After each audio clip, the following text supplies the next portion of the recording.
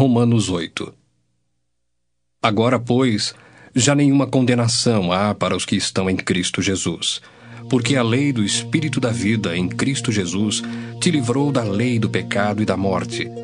Porquanto o que fora impossível à lei no que estava enferma pela carne, isso fez Deus, enviando o seu próprio Filho em semelhança de carne pecaminosa e no tocante ao pecado, e com efeito condenou Deus na carne o pecado, a fim de que o preceito da lei se cumprisse em nós, que não andamos segundo a carne, mas segundo o Espírito. Porque os que se inclinam para a carne cogitam das coisas da carne, mas os que se inclinam para o Espírito das coisas do Espírito. Porque o pendor da carne dá para a morte, mas o do Espírito para a vida e paz. Por isso, o pendor da carne é inimizade contra Deus, pois não está sujeito à lei de Deus, nem mesmo pode estar. Portanto, os que estão na carne não podem agradar a Deus. Vós, porém, não estáis na carne, mas no Espírito, se de fato o Espírito de Deus habita em vós.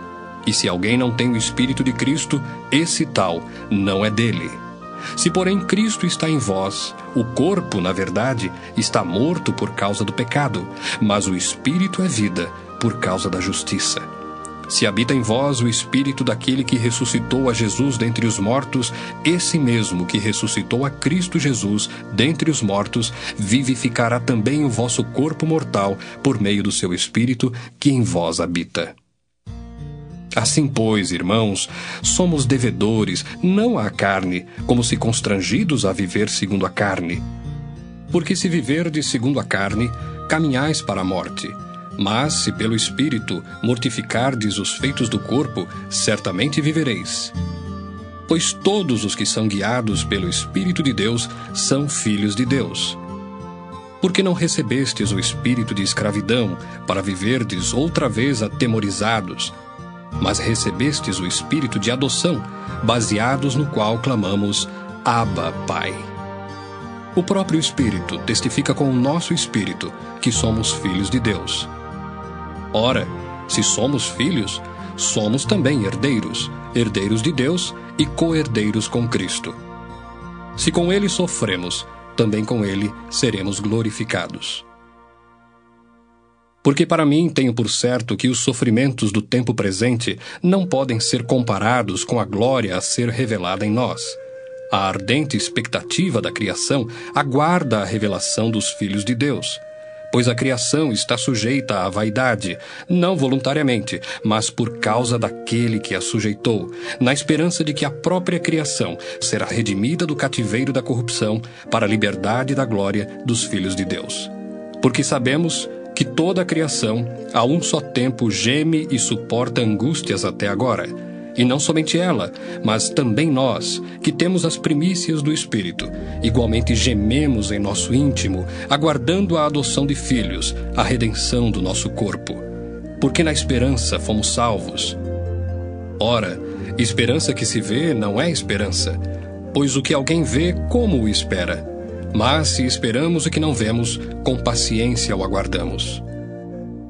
Também o Espírito semelhantemente nos assiste em nossa fraqueza, porque não sabemos orar como convém, mas o mesmo Espírito intercede por nós sobremaneira, com gemidos inexprimíveis. E aquele que sonda os corações sabe qual é a mente do Espírito, porque segundo a vontade de Deus é que ele intercede pelos santos. Sabemos que todas as coisas cooperam para o bem daqueles que amam a Deus, daqueles que são chamados segundo o seu propósito. Porquanto, aos que de antemão conheceu, também os predestinou para serem conformes à imagem de seu Filho, a fim de que ele seja o primogênito entre muitos irmãos. E aos que predestinou, a esses também chamou. E aos que chamou, a esses também justificou. E aos que justificou, a esses também glorificou. Que diremos, pois, à vista destas coisas? Se Deus é por nós, quem será contra nós?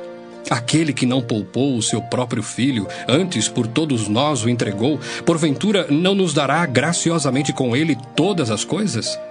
Quem tentará acusação contra os eleitos de Deus? É Deus quem os justifica. Quem os condenará? É Cristo Jesus quem morreu, ou antes, quem ressuscitou, o qual está à direita de Deus e também intercede por nós. Quem nos separará do amor de Cristo?